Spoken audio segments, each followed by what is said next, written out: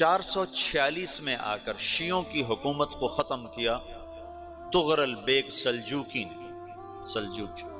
Seljuk مسلمان ہوئے تھے محمود غزنوی کے دور میں، سلجوک ان کے بڑے کا نام تھا۔ تو ایک دفعہ محمود غزنوی نے سلجوک سے پوچھا اگر مجھے تیری مدد کی ضرورت ہو تو کتنے آدمی پیش کر سکتے ہو؟ تو اس نے ایک تیر دیا، کہا یہ ایک تیر ہے میرا،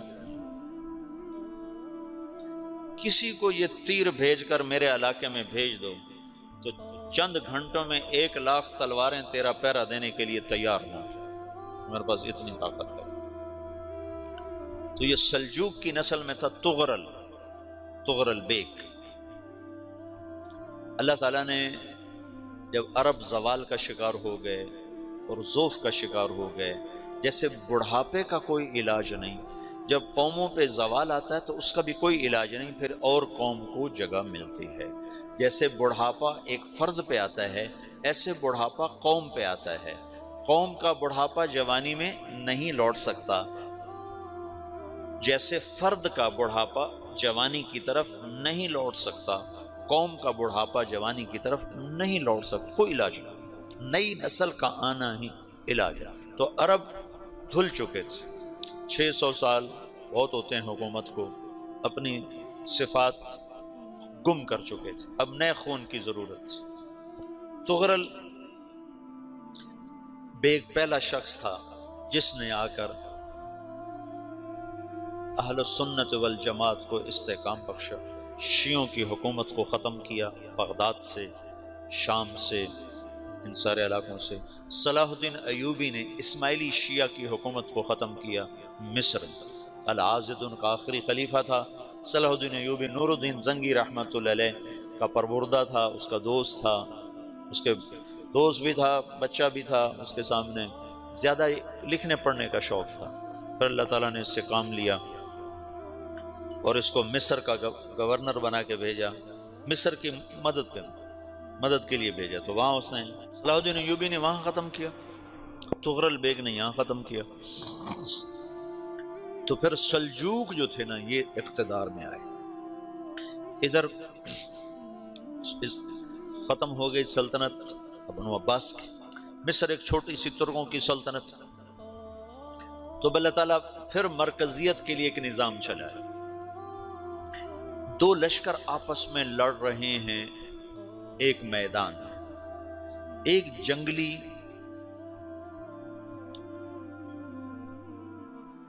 بدوؤں کا قافلہ، جنگل کے لوگ اپنے قبیلے کو لے کر، ایک جنگلی قبیلہ اپنے سردار کے ساتھ نقل مکانی کر رہا ہے ایک جگہ سے دوسری جگہ۔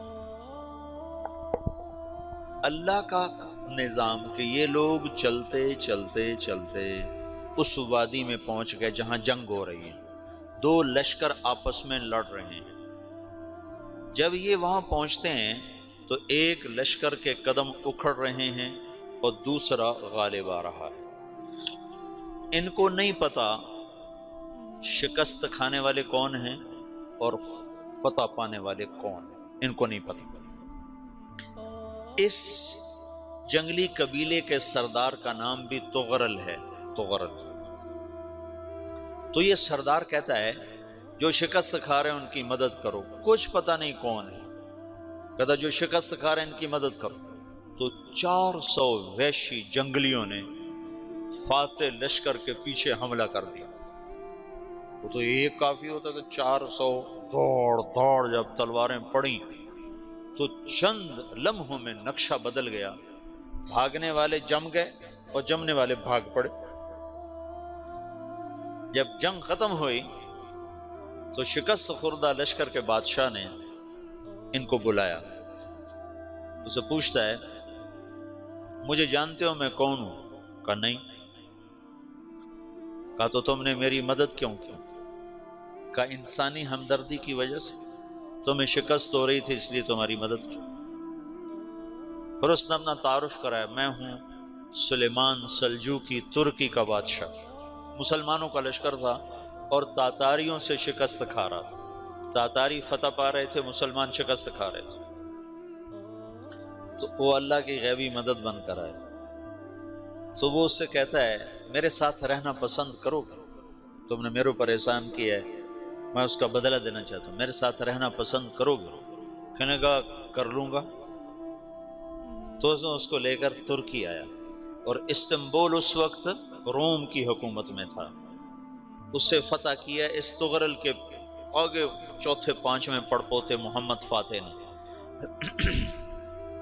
تو یہ استنبول ہے، یہ ترکی ہے، بیچ میں ایک چھوٹا سمندر ہے، یہاں ایک جاگیر ہے۔ تو سلطان سلیمان کہتا ہے یہ جاگیر تجھے وقف ہے، ادھر سے رومی مجھے تنگ کرتے ہیں حملے کر کر کے، تو میرا دفاع کرتے رہنا، یہ جاگیر تیری ہے۔ اس جاگیر پہ اس نے اپنے قافلے کو آباد کر دیا، اپنے قبیلے کو، اور ایک چھوٹی سی حکومت بنا لی، جو ایک صوبہ سمجھو سلمان سلجوقی کا، وہ ایک چھوٹا سا صوبہ ہے۔ وہاں جب یہ رہ پڑا تو پھر یہ ایک شیخ کے بیعت ہوتا ہے، وہاں شیخ طریقت ہے، ان کے یہ بیعت ہونے جاتا ہے، وہ اس کو رات اپنے پاس ٹھہراتا ہے، تو ایک کمرے میں ان کا خادم ٹھہراتا ہے۔ یہ جب کمرے میں جاتا ہے تو سامنے دیوار میں طاقچے پر قرآن پڑا ہوا ہے، تو یہ تغرل بیگ کہتا ہے یہ کیا ہے، یہ کیا ہے؟ تو وہ خادم کہتا ہے یہ کتاب اللہ ہے، قرآن ہے۔ اچھا، وہ اس کو وہاں چھوڑ کے باہر چلا جاتا ہے۔ وہ دیہاتی آدمی، جنگل کا رہنے والا، پہلی دفعہ زندگی میں قرآن دیکھا، وہ کہتا ہے یہ قرآن ہے، اللہ کی کتاب ہے، میں اللہ کی کتاب کے سامنے سو جاؤں، کتنی بے ادبی ہے۔ تو اس نے ایسے قرآن اٹھایا اور سر پہ رکھ لیا اور کھڑا ہو گیا، ساری رات قرآن سر پہ رکھ کے کھڑا رہا۔ رات کے پچھلے پہر اس کو خواب آیا، کھڑے کھڑے اس نے دیکھا کہ اس کی پشت سے ایک چاند نکلا اور شیخ کی بیٹی کے سینے میں جا کے اتر گیا۔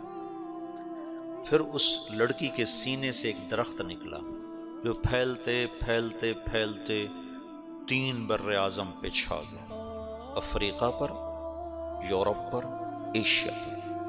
پھر اس کی آنکھ کھل گئی، وہ کھڑا ہوا ہے، تو اس نے صبح یہ خواب اپنے شیخ کو سنایا، تو انہوں نے اپنی بیٹی اس کے نکاح میں دے دی۔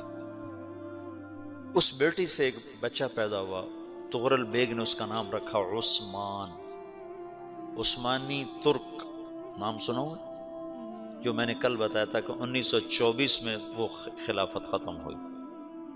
تو ایک بیٹا پیدا ہوا عثمان۔ عثمان نے پھر ایک نئی اسلامی حکومت کی بنیاد رکھی جو 1924 تک چلتی رہی، کوئی 800 سال یہ حکومت چلی۔ تو حکومت کا شیرازہ بکھرا، لیکن پھر جڑ جاتا تھا، اور وہ قرن اول والا جوڑ کبھی نہ پیدا ہوا، ٹکڑے بن گئے۔ ان ٹکڑوں میں اللہ لوگ پیدا کرتا رہا جو دعوت دیتے رہے، دعوت زندہ رہی۔ جو تربیت کا نظام تصوف کے ساتھ تھا، اب وہ تبلیغ کے ساتھ۔